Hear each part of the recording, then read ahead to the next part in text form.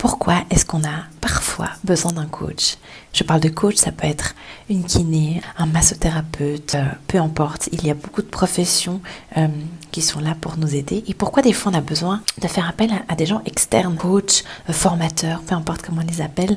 J'ai entendu dernièrement quelqu'un qui a pris en fait la métaphore de la boule de neige. Vous savez, ces boules que vous secouez et lorsque la boule est toute secouée, il y a toute la neige partout et on voit pas en fait ce qu'il y a dedans. Et c'est un petit peu ce qui se passe parfois émotionnellement quand on est trop triste, angoissé, en colère, il y a eu un gros chamboulement émotionnel, quand on est vraiment émotionnellement très impacté, on va s'identifier à ça et du coup dans notre tête ça va ressembler justement à toute cette neige où en fait on n'est plus lucide, on n'est plus apte à voir les choses dans son entier parce qu'on est trop connecté à cette émotion qui nous envahit et qui nous bouleverse et du coup vraiment c'est comme si on ne voyait plus rien.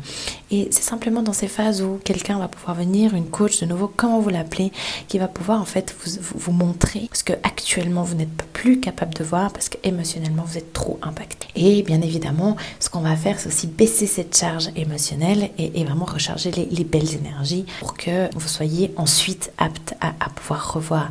Donc c'est aussi pour ça que dès la première séance, il y a énormément de changements. C'est qu'en fait, on enlève cette neige ou du moins la diminue de moitié. Donc c'est déjà énorme par rapport à comment on était. Et puis ensemble, voir quel chemin, quelle possibilité, quelle solution il y a.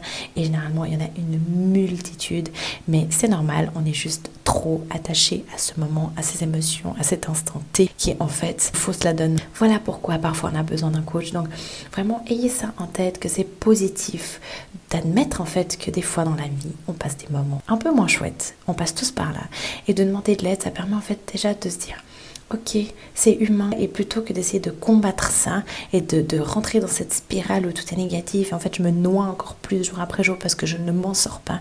C'est pas juste de dire ok, j'ai besoin d'aide, c'est pas honteux, au contraire je prends soin de moi, de ma famille, de mon bien-être et surtout ne rentrez pas dans ces étiquettes dont je suis pas normale, je suis pas comme les autres y arrivent, peut-être que je suis en dépression, peut-être que moi j'y arrive pas parce que je suis faible. Non, tout le monde en aurait besoin. Peu de monde, ou peut-être pas tout le monde saute le pas, dommage pour eux, mais plutôt que de choisir la version où on n'ose pas faire le pas parce que sinon c'est honteux ou je ne sais quoi, voyez plutôt ça de l'autre côté qu'en fait, je trouve tellement dommage les gens qui restent dans leur désarroi. Donc vraiment, pensez à vous. Et si vous vous sentez bloqué, désemparé, stressé, en colère, peu importe, mais que vous n'arrivez pas à vous en sortir, demandez de l'aide. Il y a une multitude de solutions, de gens, de services. Aujourd'hui, on peut toquer à toutes les portes. Donc vraiment, profitez-en.